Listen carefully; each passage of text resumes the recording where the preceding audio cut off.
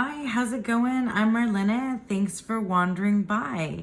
Today, I'm really excited to do a tag in the community. The hashtag is called One Deck Gone Wild. And this is a collaboration from from what I understand, from a bunch of tarot friends on in a Discord group that cooked up this idea, and I absolutely love it. I saw a couple of these videos already and some from friends of mine as well. So it just, feels really fun. It's unique and different. And I really like the opportunity that this type of tag gives you to deep dive into one deck. So you really only need one deck in order to do this tag. To deep dive into this deck, there are like a ton of questions. Like there's like 37 total questions, but it's kind of like a choose your own adventure, in that you don't have to do all the questions. You can just choose, some of them, or as many or as little as you like. And I believe that they also said that you can come back to this tag and do it again, with other decks as you so choose or feel like. So I just thought it was super fun. I really love like the unique questions. I like how it feels collaborative. So it's coming together from a bunch of different minds and friends, and it just has that really lovely feeling around it. So I am excited to do this, and I was watching a couple of videos. I watched Meg's Rose Honey Ritual, and I watched Sandy's Exploring Tarot, and I watched BB's Pure Red Velvet, and I still have a bunch sitting in my watch later list to get to, but I wanted to jump in and do it myself. And I have, when I was looking at the questions, I was thinking like, which deck wants to talk to me this much and answer all of these questions? And I have it here in this beautiful bag made by and given to me by Don Michelle, the the Faux Grand Duchess Tarot. Now, this tarot it's an indie deck, and it is super affordable. Did I show you the backs? Yeah, these are the backs. It's super affordable. It's beautiful. It's a collage style, as you can see. I adore this deck.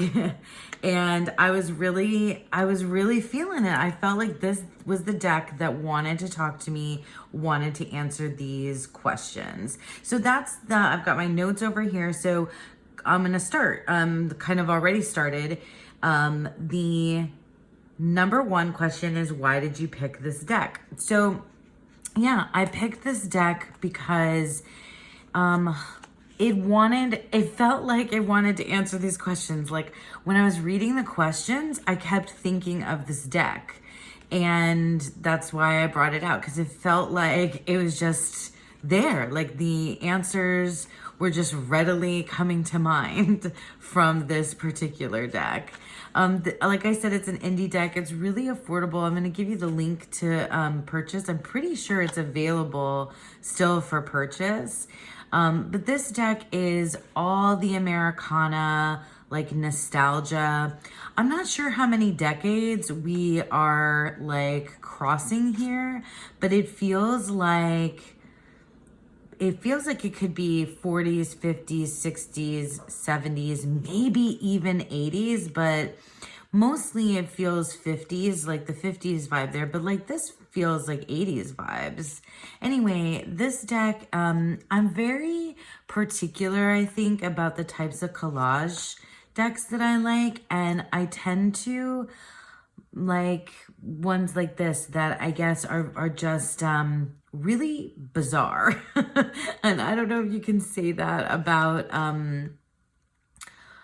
I mean, I feel like maybe you can say that about a lot of collage decks, that they're bizarre. But this one has a range of emotions. It has humor. It is political, I think. It is serious. It is kind of in your face. It's a little bit frightening even. And just it's funny, like I said, and also really deep and nostalgic and beautiful, also kind of like ugly and pretty at the same time. But I think it's beautiful. So yeah, so that's why I picked the Faux Grand Duchess, tarot. Let me just put some more cards out here and then we're going to get to some more specific questions. Okay, so your favorite set of minors is the next question that I answered. So my favorite set of minors are the nines. I guess I'll just set them here.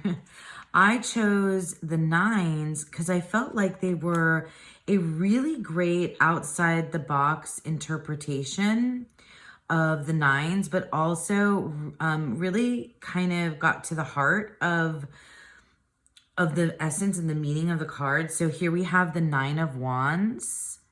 And I just really feel like this is for like the 50s and housewife is the Nine of Wands. It's like what you need after a long, hard day. You need a drink. So it's like tongue in cheek, that's what I feel about this, but there's some real depth there, I think, too, with what, with these images. Here's the Nine of Cups. And this just feels like summer days. This deck is a very spring summery feeling deck. But yeah, I mean, with this mint green background, I love it. But this just feels like everything that you want, like the innocence of childhood, like all wrapped up into one, like really neat image with, the little girl and the sailboat and this girl playing the trumpet. It's just, but you can also, because there's like this black and white overhang, you can also flip it to the shadow side of the card. That's how I feel about this deck. Like it can easily be like tongue in cheek and funny, and also like really kind of like it has like gravitas, you know what I mean? Like it has weight, it has like depth to it too. And here's the Nine of Swords. So, you've got this like, you got that idea of like, pain and anxiety and, with this person, sorry to laugh, but like this person like holding their head, but like, this is like this woman's eyes are like frightening. Like you can go like silly places with it with like, like murderous stares and things like that. And like this knife, but it's, I just feel like it shows very light and dark side of things. I just think it's really cool. And then here we have the Nine of Coins, which it has that nod with the bird and the flowers of the woman in the garden in the Nine of Pentacles. I just really love this couple here. This feels very 70s vibes to me. And I feel like you can see the, I don't know, independence and like coming to understanding your own worth is what I feel like is a lot to do with the Nine of Coins. So yeah, so that's why, so I picked that as my favorite set of minors. What card makes you feel nostalgic? This one might make me cry a little bit. But this is the Two of Swords. And this just fully makes me think of being a child. I had dresses like this, and it just fully makes me think of myself as a little girl and my sister, always dressed up for spring, summer, Easter, like going to church and things like that. Any events, like not just that, like Easter, going to church, birthday parties and all kinds of stuff, like at like age 3 and 4 really is what that feels like. And yeah, so this card, the Two of Swords, with these little girls, I mean, I grew up in the 80s, but like these kinds of dresses feel it feels like it could be like 70s, 80s. I don't know, fashion wise, very well. Um, a favorite animal that's represented. Oh, I have a couple. So first, my favorite animal that's represented is I believe this is some type of spaniel here in the King of Swords. I had my very first dog ever was an English Springer Spaniel named Bambi. And this reminds me, well, I guess this is nostalgia too, but look at this cute little dog. Like, how can you not like love to see a cute little pup pop up? And then in the world card, we have I think this has got to be like a Cairn Terrier or maybe a Yorkie. And I had a Yorkie too. And then there's also this like cute little white kitten. It seems like it's a kitten to me. Not a full grown cat, but I could be wrong. I don't know. I never had cats, so. But look at these pups and kittens.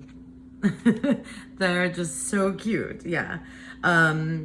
I just love that. Like, even though this is definitely not an animal deck, it was hard for me actually. There's not very many animals represented in this deck. This deck is very people-y. So yeah, so those are my favorite animals represented. Okay, I'm just gonna hold the deck and flip through it while I answer the next one. If you made this deck a meal, what would it be? So I thought about this, and I have like two things that I would maybe choose.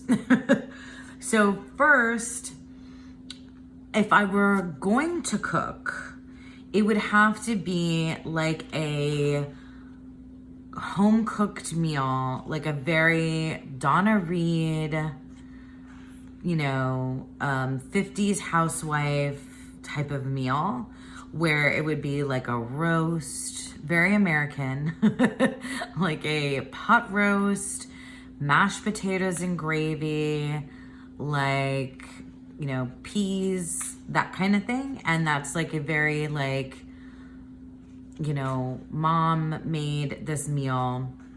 So that's like what I feel is like the housewife, the 50s, the very like idealized, Donna Reed kind of feeling that this deck has. But this deck also has like this flip side to it where it's kind of like making a statement about that type of tradition that I think of specifically in the United States. I mean, it could, cross different countries and cultures and things. But for me, this felt very much, United States. But anyway, there's like a counterculture vibe. That's what I'm saying. There's a counterculture vibe here too. And so I feel like there's that like very home baked nostalgia. And then the flip side of it is the counterculture, which is for me like the beat generation, the beat poets, and things like that, like Allen Ginsberg and Jack Kerouac and all that kind of stuff. And I'm gonna get to that too, because that's like so in this deck. But in any case, if I on the one hand, I would do the home cooked meal, but then on the other hand, I would take this deck out to a diner. I would take this deck out. This is a deck that wants to go to the diner after you've been out all night and you're at the diner at like 3 or 4 in the morning, having pancakes and eggs and bacon and breakfast, and there's lots of syrup and the table is covered and you're smoking cigarettes, and like that's this deck too. This deck is also a diner deck. So yeah. Okay, what is this deck's favorite book? So of course, as I was saying, that this deck is like this counterculture. This deck's favorite book would be On the Road by Jack Kerouac. And I used this deck specifically when I did my tag that Don Michelle created a while back of pairing my reads. And I chose this deck to pair with On the Road by Jack Kerouac, because it has that very counterculture vibe. Like, this is not just this is not like your mama's tarot deck. Does that make sense? It's not like your grandmother's tarot deck. It's the, you know, it's making a statement, I think, about society and about tradition. Look at these Encyclopedia Britannicas. Like, isn't that so cool? So yeah, so this is On the Road, and that is exactly what, you know, Kerouac and the Beats were about. Like, they were about shaking things up and changing the way that conventional life, traditional family life necessarily should be lived. What has value, you know? Okay, where does the deck want to go? Well, if On the Road is the book that this deck wants, is his favorite, then this deck wants to go on a road trip across the United States from New York to California, maybe back and forth. This deck wants to be in a car on a road trip across the United States, for sure. Something that I would change, the next question is something that I would change about the deck. So the one thing that I would change about the deck is the font. The font, not necessarily that I would change it from being like this typewriter font, but it needs to be darker and maybe bigger. It's really hard to read. It's just too light. It needs to be just stamped on a little bit darker. That's what I would change. The only thing that I would change about this deck. Okay, now which card would you hang in the blank room of the house? That's the next question. Which card would you hang in the blank room of the house? So I have a couple here. Let me start with first. So this deck, first of all, is exactly the type of artwork that I would hang in different places in my house, but specifically in the bathroom and the kitchen. In fact, I did like, not collage, but like I found for myself, instead of like buying already made prints of like cutouts from magazines and stuff that are like vintagey this way, I found some and printed and like put them in, you know, old frames that I already had, and I decorated my bathroom and my kitchen and stuff in this way. Years ago, not my new place. I haven't done that here. But in any case, yeah, I had this very vibe is this vintage, like this vintage vibe is very me, very my aesthetic. Yeah. So this is definitely this is the star card, and this is totally, I would definitely hang this in my bathroom, in probably my bathroom, not the kids' bathroom, definitely mine. And then I have a couple that I would hang either in the kitchen or like in the like dining room kind of. Well, I had like one place that I used to live, not like I own a ton of houses. Like in one place where I used to live, when we had a bar, we had like a little bar area, I would hang this one, the Six of Swords.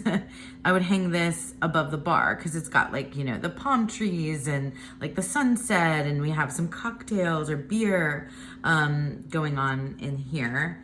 So that one, or so yeah, so like living room, kind of a bar above the bar area. And then this is one I would hang in the kitchen, because we've got like our lemons here, and it's cool. This is just definitely my vibe for like kitchen area. Maybe also porch. This one like for the outside bar on the porch.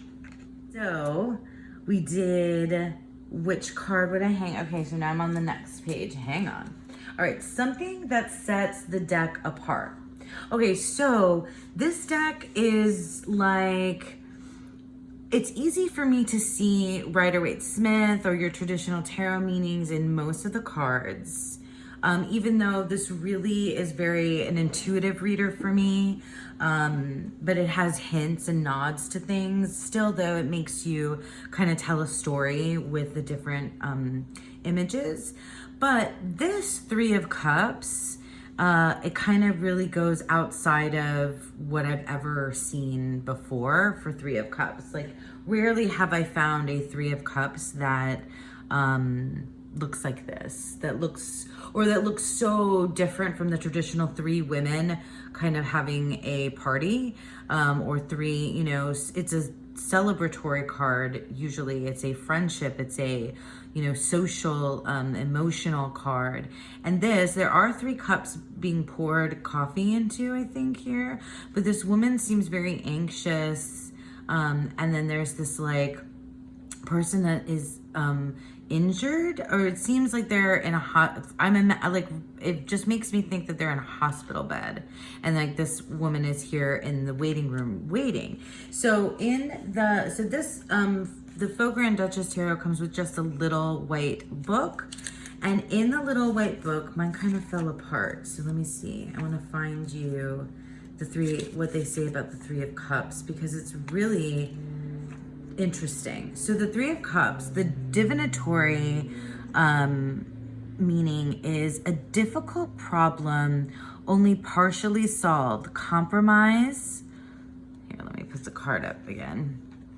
Compromise, rest, healing, pause in a struggle, satisfactory, not ideal results, which is, I've never read the Three of Cups in this way or heard it in this way. So I don't know if this is more like Marseille. It definitely doesn't feel Thoth or Waite-Smith. Unless you guys, I don't know, you guys tell me if you can make some ties. So the reverse of this would be overconfidence, binging, superfluity. Am I saying that right? Anyway, loss of respect from others, a miscommunication, or a public gaffe. So yeah, I just thought that set it apart for me from pretty much any other deck I've ever seen. The Three of Cups there. What is the deck's biggest fear? So this deck's biggest fear would be, you know, selling out. This deck is about like kind of bucking tradition and like, you know, changing the system, and like, yeah, this deck would be terrified of selling out, of, you know, giving into societal pressures and like following that very traditional like white picket fence, nuclear family kind of American dream, quote unquote, type tradition. That's what this deck would fear. That's its biggest fear. Okay, what is the deck's signature scent? So this deck's signature scent would be, feels to me like definitely something like citrus blend, fruity for sure, something like, you know, citrus, like orange and lemon and lime, tropical scented, like pineapple, like it's like a pina colada, you know, like this deck, maybe coconut. Yeah, that kind of, it has that like suntan lotion, coconut, citrus kind of tropical. And who is this deck's father? This deck's father would be William Burroughs. This deck's father would be William Burroughs, because if this deck's favorite book is On the Road, William Burroughs is the author who wrote Junkie. He was like the granddaddy, the kind of warped, messed up father figure of the Beat generation authors and poets. So this deck's father is William Burroughs. My most favorite and least favorite card. Okay, so, and why? All right, so most favorite and least favorite cards and why. Okay, so my least favorite card is the Fool card.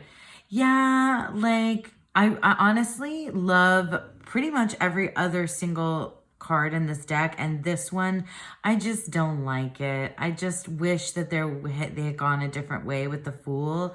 There are other children in this deck and I don't mind them, but this with all these cartoon cats around this little, you know, kid, just I don't like clowns, so it's just that's not for me. So I didn't like that one. My favorite card in this deck is the Hermit. This is the best, like one of the best Hermit cards I've ever seen, like anywhere, ever. I love everything about it. I love the van. I love the leaves, and are those flowers? I love the clock. I love everything about this Hermit card.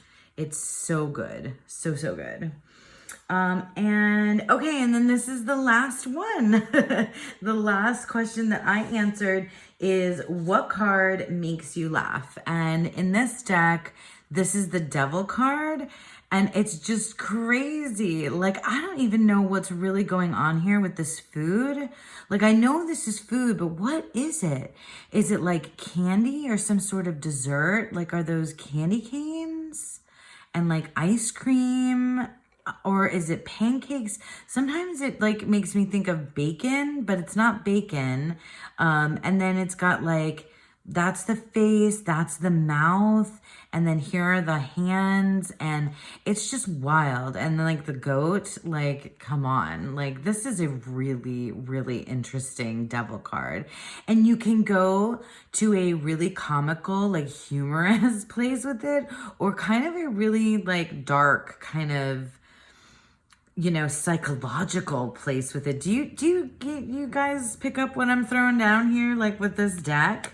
It can be, you know, this deck is just really versatile in that way. I think like it has that way about it where it could be really like pretty and picturesque and like funny and humorous, but it can also be really warped and kind of like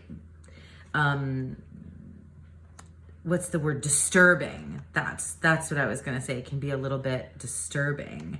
So yeah, so that is the Faux Grand Duchess Tarot for this hashtag One Deck Gone Wild. And yeah, that was super fun. Thank you so much to the creators of this tag. This was a blast to do, and I think a really fun thing for anyone in the community to do. I hope I see more videos and that people are doing this in the Facebook groups and Instagram and other places as well. I would love to, you know, I'd love to see everybody's answers. And thank you so much for sticking with me. I hope that you enjoyed that, and I hope that you have a beautiful, wonderful day.